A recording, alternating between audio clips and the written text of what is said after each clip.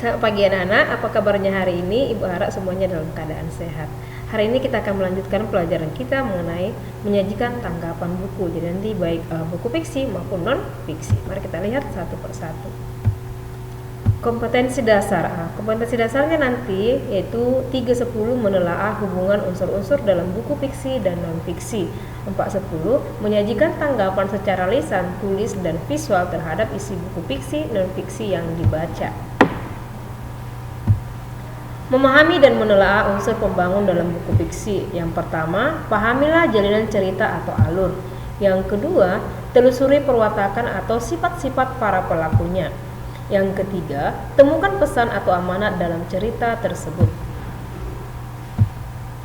Kemudian, memahami dan menelaah hubungan unsur-unsur dalam buku non-fiksi.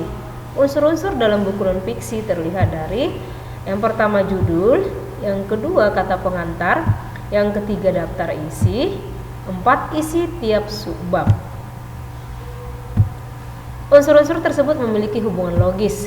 Tiap unsur menopang atau mendukung unsur lainnya sehingga akan menggambarkan kesatuan isi ide buku tersebut. Menyajikan tanggapan terhadap isi buku fiksi ataupun non-fiksi, yaitu mengomentari isi buku fiksi. Tanggapan terhadap isi buku fiksi dilakukan dengan mengomentari unsur-unsur dari buku fiksi tersebut. Adapun unsur-unsur buku fiksi yang dapat dikomentari antara lain sampul buku, rincian subbab buku, tokoh dan penokohan, tema cerita, bahasa yang digunakan, penyajian alur cerita, dan nilai-nilai yang terkandung dalam cerita. Dalam menyajikan tanggapan terhadap isi buku fiksi dapat dilakukan dengan mengajukan beberapa pertanyaan-pertanyaan terhadap unsur-unsur buku tersebut, dan jawaban dari pertanyaan tersebut dapat dibangun menjadi komentar terhadap isi buku. Adapun contoh pertanyaannya seperti bagaimana judul dan tema dikembangkan, apakah ada keunikan dalam pengembangan judul dan tema, bagaimana pengarang mengembangkan latar cerita, bagaimana pengarang mengembangkan tokoh dan watak tokoh, bagaimana pilihan kata yang digunakan pengarang, apakah kalimat-kalimat yang digunakan pengarang memiliki keunikan dan kekuatan dalam membangun cerita. Kemudian kita lanjutkan mengomentari isi buku non-fiksi.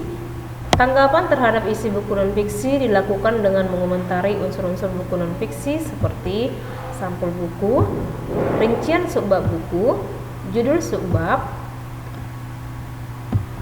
isi buku, cara pengarang menyajikan cerita, bahasa yang digunakan, dan sistematika penulisannya.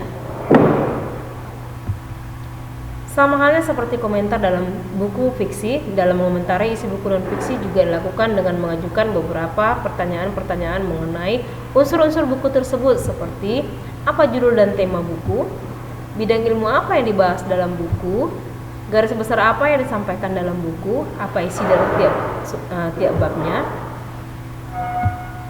apakah buku ditunjang dengan gambar atau foto, ilustrasi, tabel, dan grafik, dan apakah penunjang tersebut cukup mampu membantu pembaca lebih memahami isi teks, apakah sistematika penulisan mudah diikuti, apakah bahasa yang digunakan mudah dipahami.